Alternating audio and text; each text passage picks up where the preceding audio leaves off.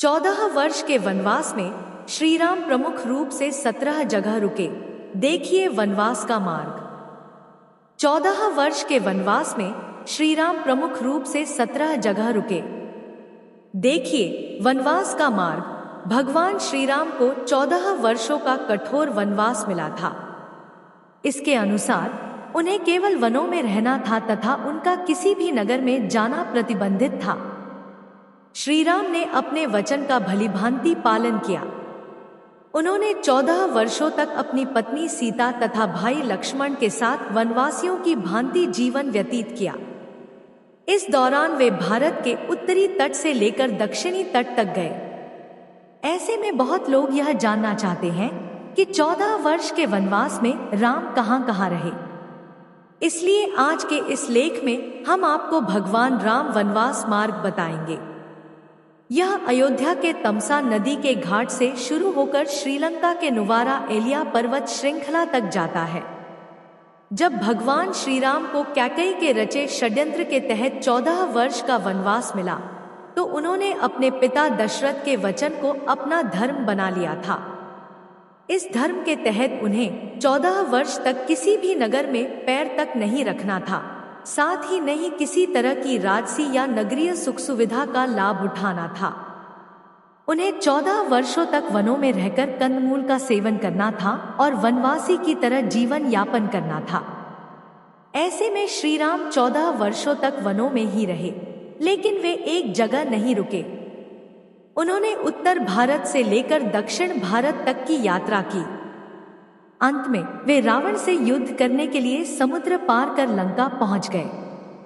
इसलिए आज के इस लेख में हम आपको केवल 14 वर्ष के वनवास में राम कहाँ रहे यही नहीं बताएंगे, बल्कि वे जहाँ भी रुके वहाँ उन्होंने क्या कुछ किया और कितने दिन तक रहे इत्यादि की जानकारी भी देंगे।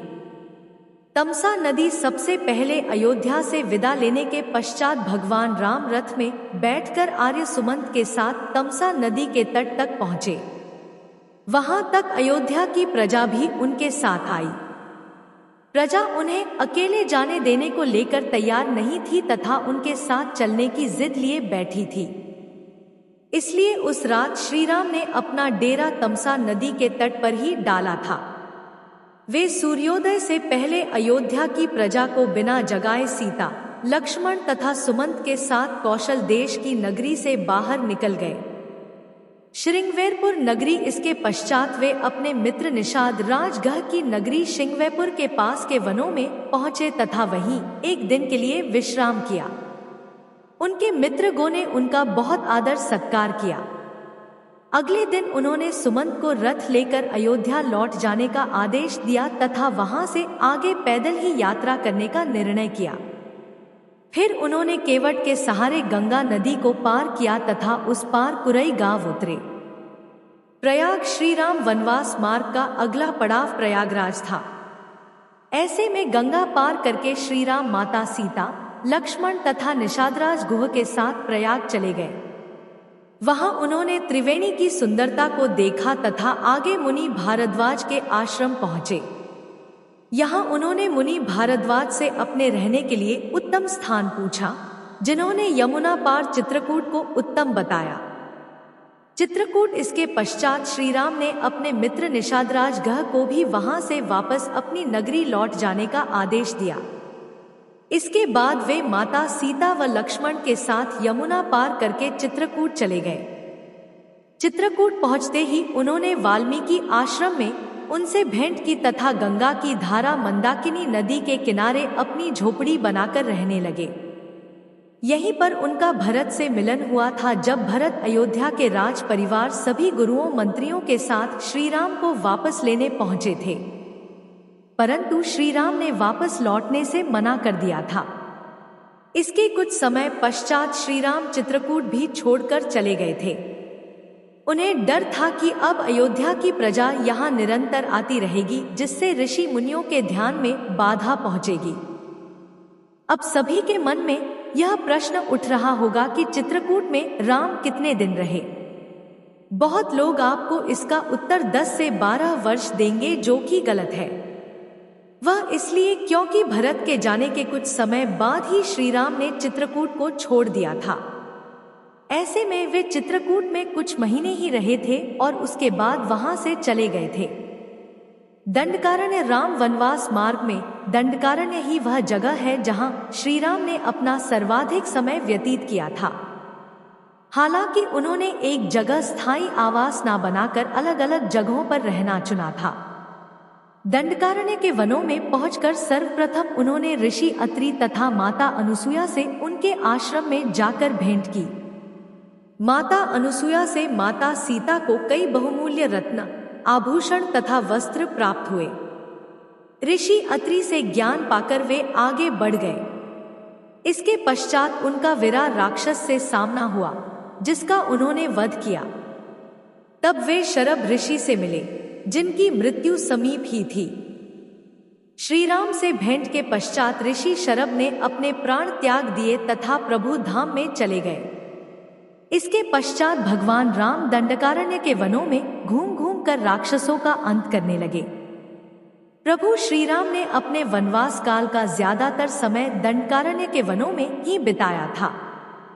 जब दंडकारण्य के वनों में प्रभु श्री राम ने अपने वनवास काल के 10 से 12 वर्ष बिता दिए, तब उनकी भेंट महान ऋषि अगस्त्य मुनि से हुई। अगस्त्य मुनि ने श्री राम को उनका अगला पड़ाव दक्षिण में गोदावरी नदी के किनारे पंचवटी में बनाने को कहा। अगस्त्य मुनि से आज्ञा पाकर श्री राम पंचवटी के लिए निकल गए। पंचवटी अब श्री राम गोदावरी नदी के किनारे पंचवटी में अपनी कुटिया बनाकर रहने लगे, जहां उनकी भेंट जटायु से हुई।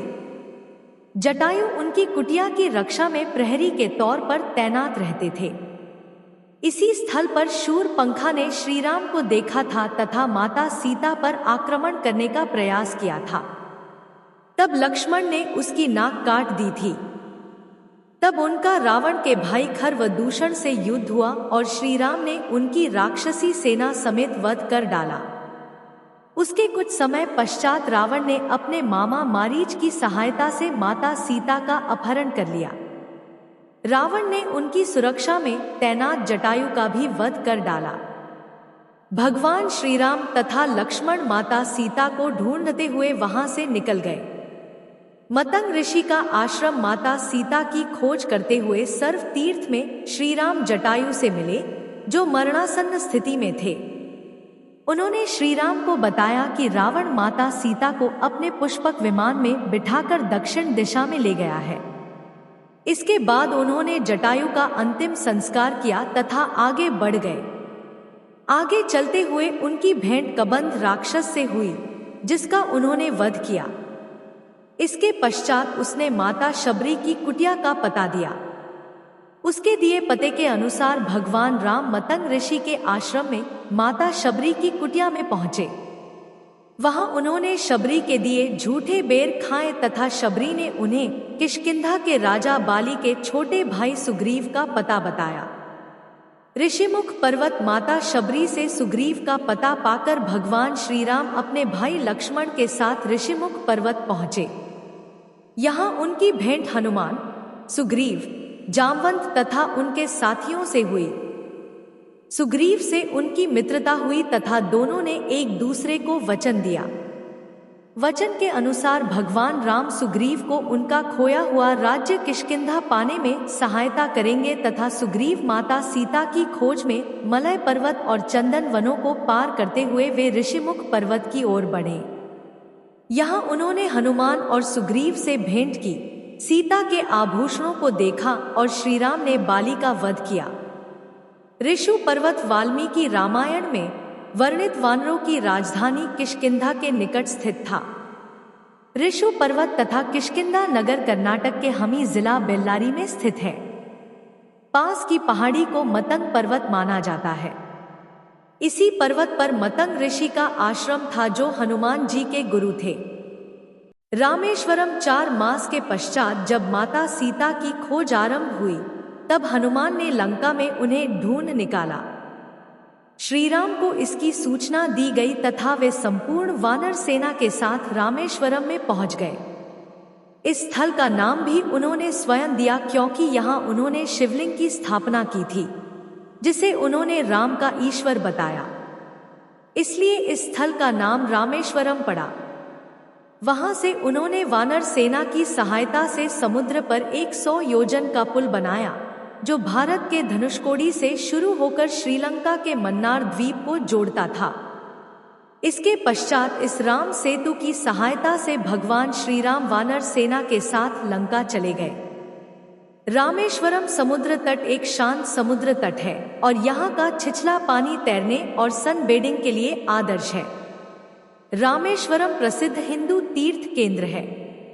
महाकाव्य रामायण के अनुसार भगवान श्री राम ने लंका पर चढ़ाई करने के पहले यहाँ भगवान शिव की पूजा की थी। रामेश्वरम का शिवलिंग श्रीराम द्वारा स्थापित शिवलिंग है। नुवारा एलिया पर्वत श्रृंखला रावण का महल लंका के बीच में स्थित था तथा यह गुफाएं वहां से लगभग 90 किलोमीटर दूर थी। लंका पहुंचकर श्री राम ने अपना डेरा यहीं डाला था तथा रावण के साथ भीषण युद्ध किया था। अंत में उन्होंने रावण के सभी भाई बंधुओं, योद्धाओं, सेनापतियों समेत उसका विनाश कर दिया था तथा माता सीता को उसके चंगुल से मुक्त करवा लिया था। इस तरह से श्रीराम वनवास मार्ग यहीं तक था। इसके बाद श्रीराम ने विधि अनुसार लंका का नया राजा रावण के छोटे भाई विभीषण को नियुक्त किया। उसके बाद वे पुष्पक विमान में बैठकर अयोध्या के लिए निकल पड़े। बीच में वे भारद्वाज मुनि के आश्रम तथा अपने मित्र निषादराज से मिलने के लिए रुके थे। इस तरह से आज के इस लेख के माध्यम से आपने 14 वर्ष के वनवास में राम कहाँ रहे इसके बारे में संपूर्ण जानकारी ले ली है। भारत सरकार के द्वारा राम वनवास मार्ग को तैयार किया जा रहा है और इसके लिए विभिन्न राज्य सरकारों का सहयोग भी लिया जा रहा है। कुछ समय बाद भक्तगण भगवान श्री राम के इसी वनवास मार्ग की सुगम और आनंदमय यात्रा कर सकेंगे। शबरी का आश्रम तुंगभद्रा और कावेरी नदी को पार करते हुए राम और लक्ष्मण चले। सीता की खोज में जटायु और कबंध से मिलने के पश्चात वे ऋषिमुख पर्वत पहुंचे। रास्ते में वे पंपा नदी के पास शबरी आश्रम भी गए, जो आजकल केरल में स्थित है। शबरी जाति से भीलनी थी और उनका नाम था श्रमण। पंपा तुंगभद्रा नदी का पुराना नाम है। इसी नदी के किनारे पर हपी बसा हुआ है। पौराणिक ग्रंथ रामायण में हपी का उल्लेख वानर राज्य किष्किंधा की राजधानी के तौर पर किया गया है। केरल का प्रसिद्ध सबरम मंदिर तीर्थ इसी नदी के तट पर स्थित है। कोड़ीकरई हनुमान और सुग्रीव से मिलने के बाद श्री राम ने वानर सेना का गठन किया और लंका की ओर चल पड़े। तमिलनाडु की एक लंबी तटरेखा है जो लगभग 1000 किलोमीटर तक विस्तारित है। कोड़ीकरई समुद्र तट वेलांगनी के दक्षिण में स्थित है, जो पूर्व में बंगाल की खाड़ी और दक्षिण में पालक स्ट्रेट से घिरा हुआ है। यहाँ श्रीराम की सेना ने पड़ाव डाला और श्रीराम ने अपनी सेना को कोड़ीकरई में एकत्रित कर विचार विमर्श किया। लेकिन राम की सेना ने उस स्थान के सर्वेक्षण के बाद जाना कि यहाँ से समुद्र को पार नहीं किया जा सकता और यह स्थान पुल बनाने के लिए उचित भी नहीं है। तब श्रीराम की सेना ने रामेश्वरम की ओर कूच किया। धनुषकोडी वाल्मीकि के अनुसार 3 दिन की खोजबीन के बाद श्रीराम ने रामेश्वरम के आगे समुद्र में वह स्थान ढूंढ निकाला जहां से आसानी से श्रीलंका पहुंचा जा सकता हो। उन्होंने नल और नील की मदद से उक्त स्थान से लंका तक का पुनर्निर्माण करने का फैसला लिया। धनुषकोडी भारत के तमिलनाडु राज्य के पूर्वी तट पर रामेश्वरम द्वीप के दक्षिणी किनारे पर स्थित एक गांव है। धनुषकोडी पंबन के दक्षिण पूर्व में स्थित है। धनुषकोडी श्रीलंका में तल मन्नार से करीब 18 मील पश्चिम में है।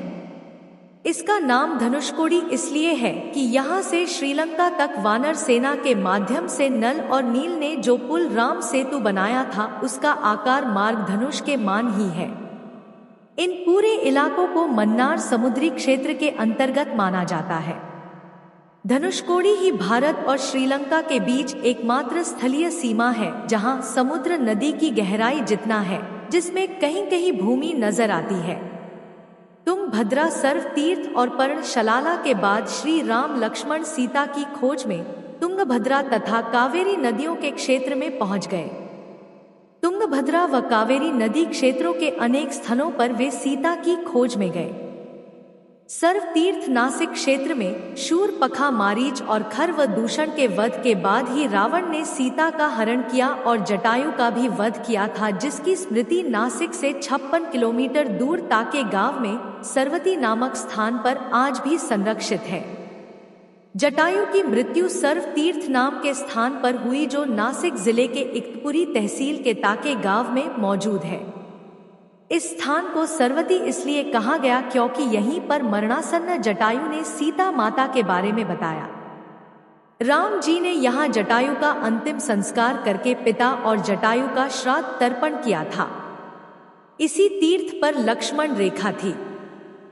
पशापर्ण शलाला आंध्र प्रदेश में खमाम जिले के भद्राचलम में स्थित है। लगभग 1 घंटे की दूरी पर स्थित पशा को पशा या पंसाला भी कहते हैं।